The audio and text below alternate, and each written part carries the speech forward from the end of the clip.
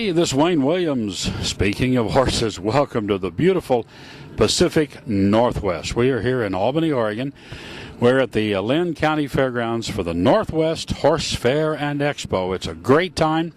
There's tons of people pouring in here, and it's going to be a wonderful, wonderful weekend. Chris Cox, Ray Lockhart, Mr. Aton, Beth Halakami with his cowboy dressage, Dolly Hannon on dressage as well. So we've got a wonderful thing, great shopping, and we're here to show you what's going on. So let's go inside and look. We're at the Northwest Horse Fair in Albany, Oregon, here in the beautiful Pacific Northwest.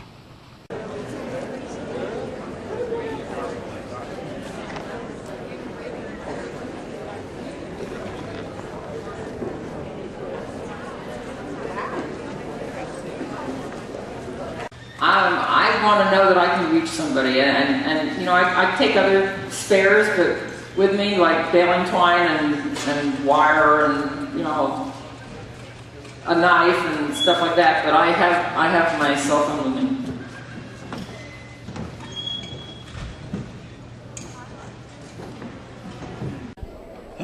Hi, this is Scott Hansen. We're here at the Northwest Horse Fair and Expo, having a good time this weekend, doing a lot of demonstrations. I specifically have been putting on demonstrations for self-defense for trail riders, teaching women how to use their horse in a tough situation, as well as dealing with dogs. We've got lots of other great clinicians coming out here. Sandy Segrist is here doing exercises for the horse's back and bioenergy work. Chris Cox has been out here, and get a chance to come on out and see everybody and say hello and enjoy the fair. You know, one of the other beautiful presentations here at the Northwest Horse Fair is by the Black Pearl Friesians. Let's watch. Now we present the Black Pearl Friesians in a Medieval Times review.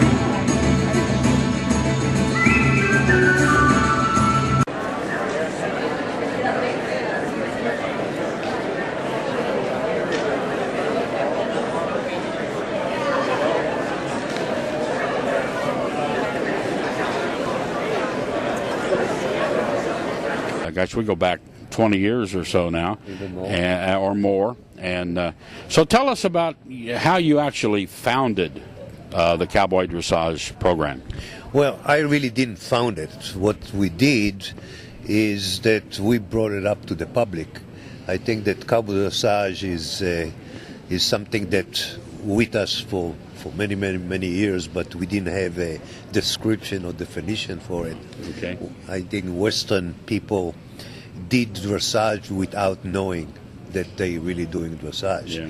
I always said that the big difference between dressage to the cowboy dressage is that dressage people have wording or definition to everything they do, and we kind of Well, that's true. Yeah, That's true. yeah. You know, the dressage riders have everything kind of logged up and moved around, and everything's got a word for it. Right. And you know, actually, if you took a dressage ride, a good dressage ride, and compared it to, say, a reiner or something, you know, Western riding, there's an awful lot of those movements that are the same, right? Yeah, I think that Western people kind of compromise speed on precision, and one of the reasons for it is because the Western horse in the old days needed that speed to catch a cow or to catch the bad guys or whatever yeah. was it. Dressage people were more war oriented, more the soldier type of riding. You guys kind of move in around. There we go. Now we got you all in there. And I'll move over a little further. It's okay. So tell us more about your associates here. Well, on my right, both rights, is Lynn Ringrose Moore, and she's really the mama bear of what we're doing, and the little baby bear out there is Gowan Walker.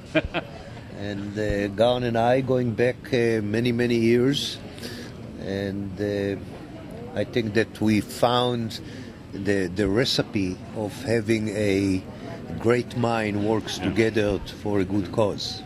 Well, I think you have too. Now, you, of course, you're in California, but you guys are from the same area? Right.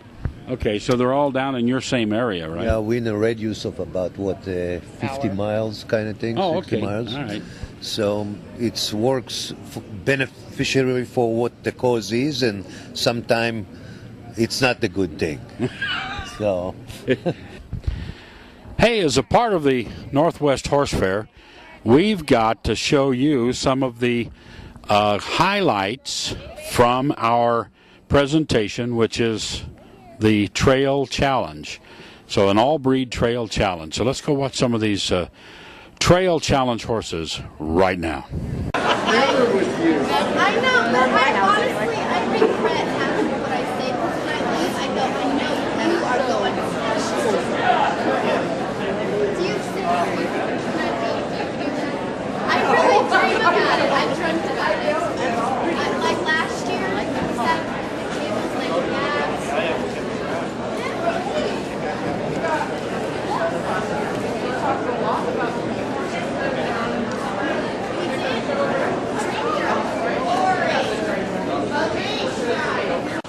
This horse has no eyes and is going to go through the obstacle course. Now, so tell me a little bit about Endo. What happened? Well, Morgan's had endo since he was about 2 months old, and he suffered from a disease known as moon blindness. And Endo originally lost one eye, and then about a year ago she made a decision to remove the other one. Moon blindness is kind of like inflammation in the eyes, and it's very painful. There are medications like Butte that can help, but Endo was very uncomfortable on the medication, wouldn't eat because he's not doing well. So Morgan made the decision to go ahead and have his eyes fully removed so that he would be comfortable and have a better quality of life. Okay, now we're going to watch as Endo attempts some of our obstacles.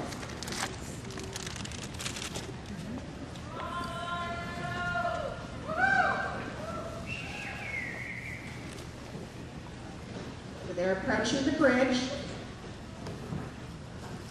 So Morgan has actually taught Endo cues to lift his leg. She has a verbal cue when she tells him leg, and then she also taps up behind each elbow physically cue him to lift those legs. And he's learned to kind of trust her very, very much and lift those legs and find the obstacle as he puts his foot down.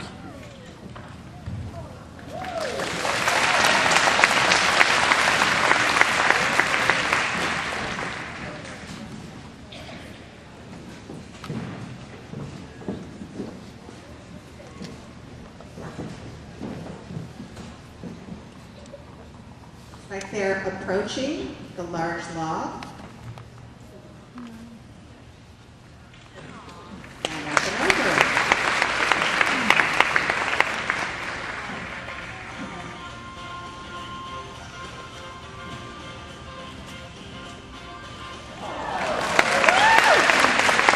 Morgan actually spent a very long time teaching Endo how to jump. And Morgan has some tricks on Endo, and he'll do like a high school movement where he levants and he sits back on his haunches and raises his front end. And since he does that, she taught him to go up and jump and kind of lift his front end, and she taught him to propel. There's the levat.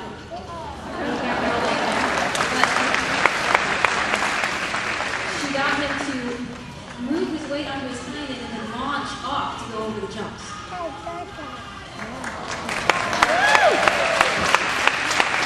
Yeah, she's done a really good job with this one. So there's a little massage. She might move the piaffe until it eats.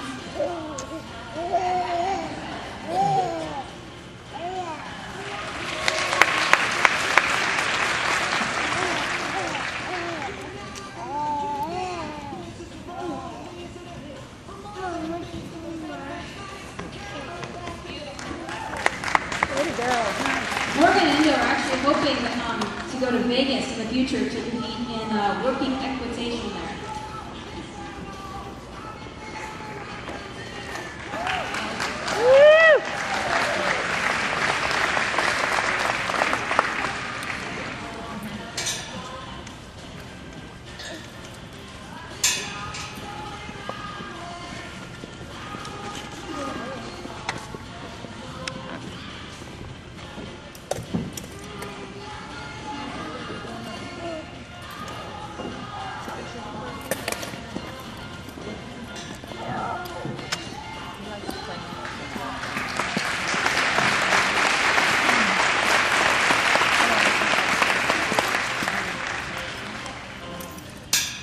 I can't see anything.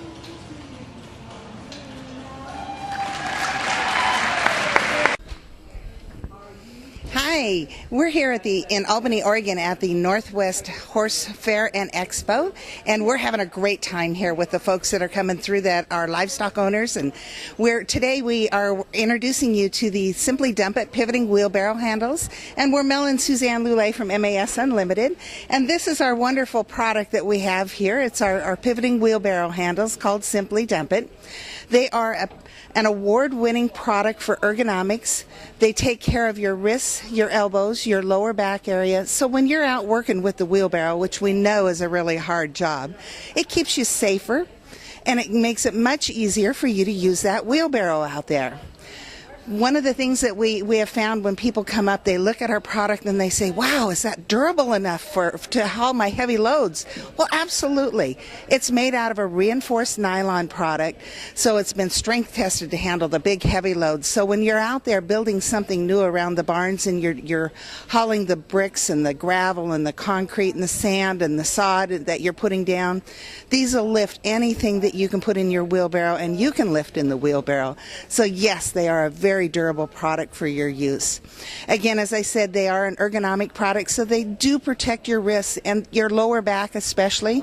It changes the muscle group that you're lifting with to your upper body muscles, and this is where your core strength is at. So it gives you much more control as you're lifting the wheelbarrow out there and being able to put those loads where they need to go. And if your ground is uneven and you have uphill and downhill, oh, these things are fabulous for that. The downhill, you know that you normally have to squat down and grab a hold of those handles and you're going downhill trying to hold that load back. Well, these you can extend the handles out, make the load go down the hill just like it's pulling you down the hill, and you're able to stand up straight and walk down that hill. So you've got a whole lot of control. And then when you get down to the bottom of the hill and you're reaching out with that load down there, you can just finish lifting up the load and dump that load at the bottom of the hill almost effortlessly. And then uphill, you can pull them up the ramp and any 2x4s or anything like that you've got that you're going uphill. So take a look at our Simply Dump It handles on our website at www.simplydumpit.com, and we invite you to make a difference in your life and how you work with your wheelbarrow. Thank you.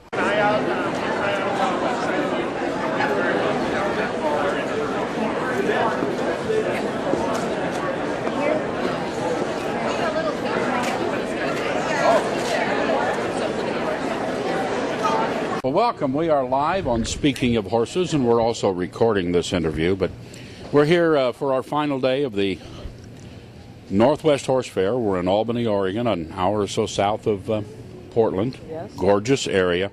And this morning, we've had Aton with Cowboy Dressage. We'd had Ray Lockhart on the show on Friday morning with general training and his horsemanship practices, but not to be forgotten, we have dressage this morning, and we have one of the best around. We have Dolly Hannon with us. And looking at your bio again, I mean, you've competed for many years at Grand Prix level in dressage. You're also a judge, a certified instructor for judges, for students. You've not only helped a lot of adults, but you've worked a lot with with the kids, bringing them on into dressage. So briefly, just give everybody a little bit of background on your history. Okay, well, I was born in Westport, Connecticut, and went to Colorado to go to Colorado State University. Ended up staying there, got married. I received a degree in horticulture with a minor in animal science, and started taking riding lessons for gym credit, just for fun, because I didn't quite click with some of the other gym programs. And I met my first dressage instructor, Melinda Weatherford, at that time, and was hooked. So I worked in the horticultural field for a couple of years, got married, and started working in the horse industry full-time a couple of years later. My first job was for Janet Foy, who's a very well-known international dressage judge, and worked at the same barn in Golden, Colorado, Table Mountain Ranch, for over 30 years.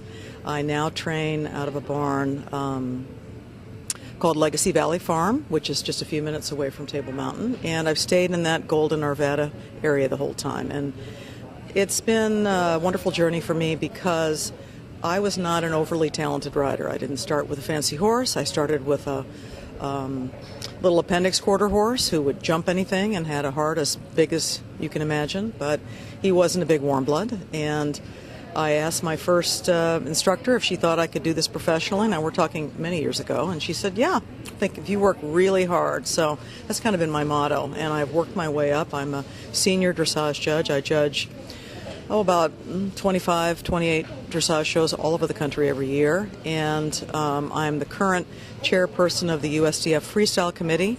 Freestyle, riding to music, is one of my real passions, and spend a lot of time working on the committee. And I feel very fortunate every day to get up and teach people how to ride. I teach people of all ages. I have people from age 12 up to, I don't know, maybe 70.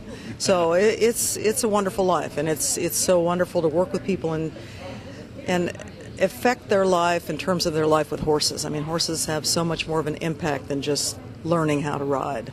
So it's a great life. I'm very fortunate every day.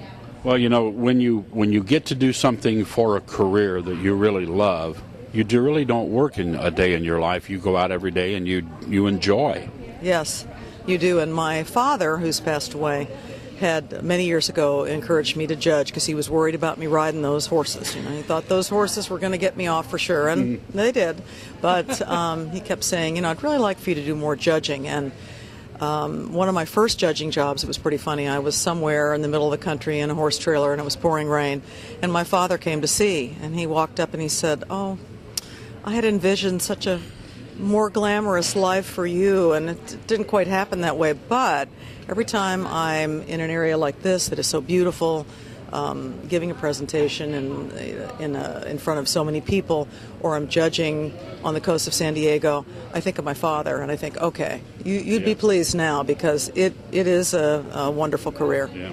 Well, it is, and we were just talking before we started. I'm just an average horseman. I just ride. I trail ride. I have fun with my horses. I'm not a trainer. I'm not a great rider. I just have fun. But doing this with the broadcasting and announcing, I've met a lot of wonderful people. I've gone to a lot of neat things, including announcing at WAG at Lexington 4 years ago. And I'm working hard to get to Normandy. If I can just get some sponsorship, I can be there doing some coverage just like this. Yeah. But it's really amazing the number of people that I've met and gotten to work with just by being around the horses. Well, the thing that's so nice about a venue like this is you get to reach out to people who haven't really been exposed to a lot of dressage training. Now, with the popularity of Western dressage, we have quite a bit more interest, and I do believe that's going to continue to grow. It's just getting started. It's taking little baby steps, but... Now, please welcome the Daystar All Long Ear Mule Team.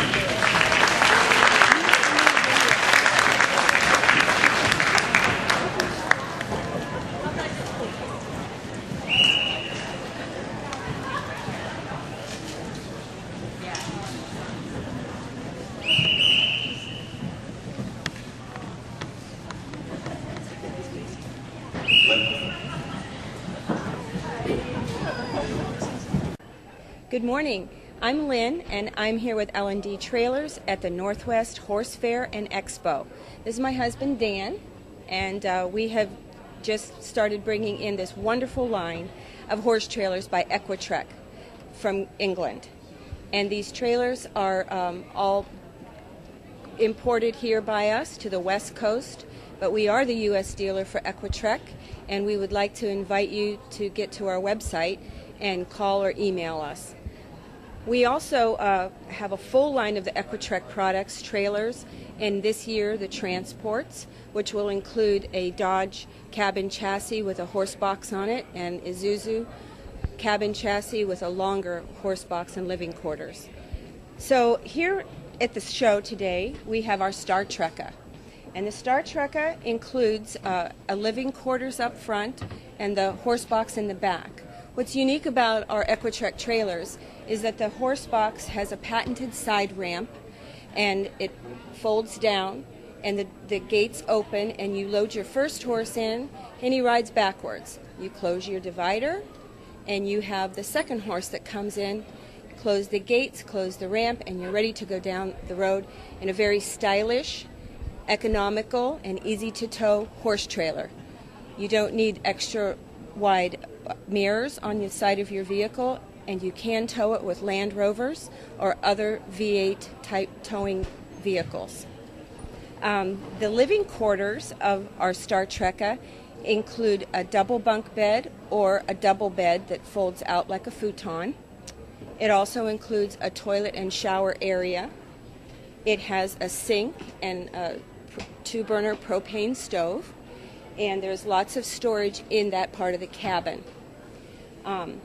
The construction of all the Star Trekker trailers, or all the Equitrek trailers, including this Star Trekker, is a galvanized steel frame.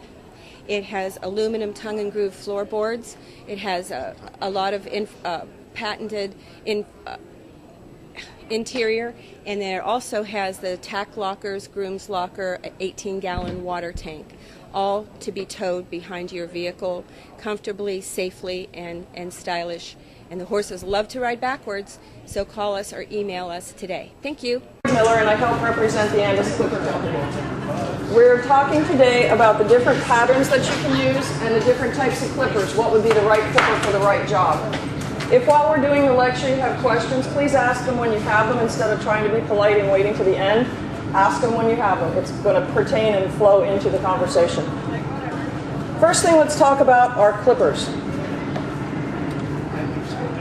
The type of machine that I use is a smaller version. A lot of people are used to using a large animal machine. When you hear large machine versus, large animal machine versus small animal machine, it doesn't refer to the size of the animal. It refers to the size of the machine. This is the newer version of this. This is the AG Super 2-speed. This is the AGC Super 2-speed. The older version, the switch is on the side, and sometimes inadvertently your thumb will turn it off and on. So they move the switch to the front, and there's now a lock button. If you don't engage the red button, it's going to stay in the speed you've put it in, which is kind of nice instead of it changing speed. There's a bar on the back that releases the blade. It is a detachable blade system.